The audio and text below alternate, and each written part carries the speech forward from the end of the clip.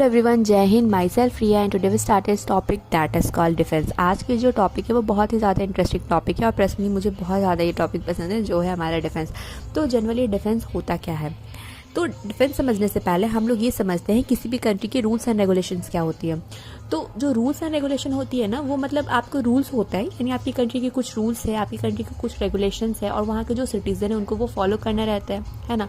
तो उसी तरह से हर एक कंट्री की अपनी बॉर्डर्स एरियाज होती है, ठीक है, यानी जोग्राफिकल एरियाज होती है, बाउंड्री लाइंस होता है, तो उसको प्रोटेक्ट करना, यानी अपनी कंट्री के सिटीजन को प्रोटेक्ट करना, ठीक है। तो जनरली जो भी हमारे जो डिफेंस में रहते हैं, डिफेंस फोर्सेस के जो मैन होते हैं, यानी आर्मी के जो मैन होते हैं, एयरफोर्स के जो मैन होते हैं, नेवी के जो होते हैं, वो लोग क्या करते हैं, हमारी कंट्री को अलग अलग टेररिस्ट से, यानी अलग अलग लोगों से हमें क्या करते हैं, प्रोटेक्ट करते हैं, ठीक है।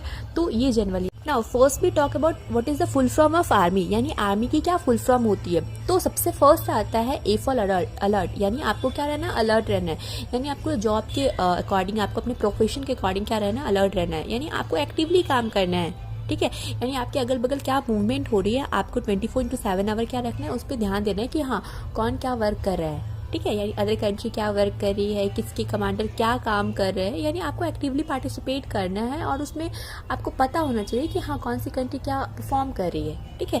तो जनरली आपके सेक्टर में क्या हो रहा है, इस अकॉर्डिंग आपको क्या रहना है, अलर्ट रहना है, ठीक है।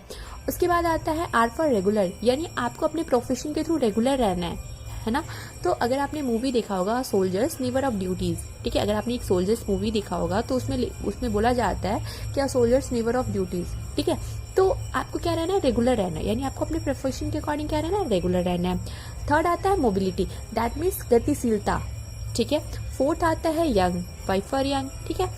Now come to the next point and that is called top 5 special forces in India, यानी हमारी इंडिया में वैसे तो बहुत सारे फोर्सेज है, बट इसमें हम लोग टॉप 5 देखेंगे। तो सबसे पहले आता है मार्कोस। तो मार्कोस होता क्या है ना। तो मार्कोस का मतलब क्या होता है ना कि इंडिया का जो जितनी भी हमारे फोर्सेज है उसमें से स्पेशल फोर्स माना जाता है। जैसे आप किसी पार्टी में जाते हो तो उसमें स्पेशल गेस्ट ऑर्गेनाइज किए जाते हैं ना, है ना, हम लोग बोलते हैं ना कि ये स्पेशल गेस्ट आए, तो उसी तरह से ये हमारा एक स्पेशल फोर्स माना जाता है, ठीक है। और ये जनरली हमारे जितने भी मैरिन वार होते हैं, ठीक है, तो उसमें इसकी हेल्प ली जाती है और इसका जो फॉर्मेशन होता है वो 1987 में हुआ था। तो जनरली एग्जाम्स में आपसे ना पूछ लिए जाते हैं कि किस ग्रुप का क्या वर्क है, ठीक है ना। आपसे पूछ लिया जाता है कि मैरिन वार में कौन पार्टिसिपेट करते हैं, कौन सी फोर्सेस का हेल्प लिया जाता है, यानी कब फॉर्मेशन हुआ था, ठीक है। और one of the important things आपसे पूछ लिए जाते हैं कि मोटो क्या है ना। तो इसका मोटो क्या है, द फ्यू द फेयरलेस, ठीक है। तो एग्जाम्स में आपसे क्या पूछा जाता है, आपका स्पेशल फोर्स का नाम पूछा जाता है, ईयर पूछा जाता है और उसका मोटो पूछा जाता है। To the second point and that is called पैराएसएफ।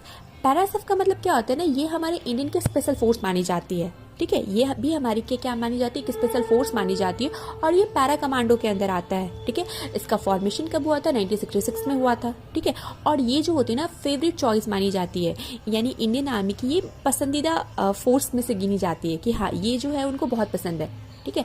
तो कौन सा, पैराएसएफ, ठीक है। और इसका मोटो क्या है, man apart every man and empire. उसके बाद आता है हमारा घातक। घातक जो होता है वो इंडियन आर्मी की जो है एक स्पेशल यूनिट यानी स्पेशल फोर्स में से देखा जाता है। वो घातक क्यों नाम रखा गया, क्योंकि ये काम ही घातक वाला करता है।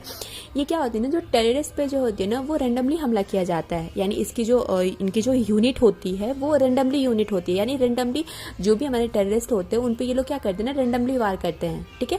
और ये जो होता है ना, ये इन्फेंट्री प्लूटो के नाम से भी जाना जाता है। Got it. Now come to the next point and that is called national security guard, यानी ये जो होती है ना ये हमारे ब्लैक कैट के नाम से भी जानी जाती है। और इसको कौन ऑपरेट करता है, यानी इसको पर कौन कमांड करता है, तो ये जो होती है होम मिनिस्टर के द्वारा ऑपरेट किया जाता है और इसका जो फॉर्मेशन हुआ था वो 90। इसके बाद आता है हमारा come to the third point and that is called Garud force.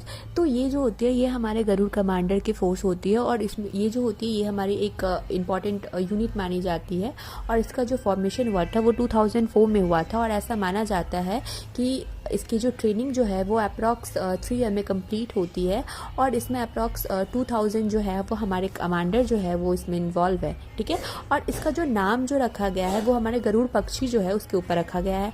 और ऐसा कहा जाता है, ऐसा माना गया है कि जो हमारा पठानकोट जो हमला हुआ था उसके बाद जो इंडियन आर्मी ने ऐसा निर्णय लिया है कि जो इसकी जो फोर्सेज है वो 20 फोर्सेज जो है वो ज़्यादा इंक्रीज करेंगे।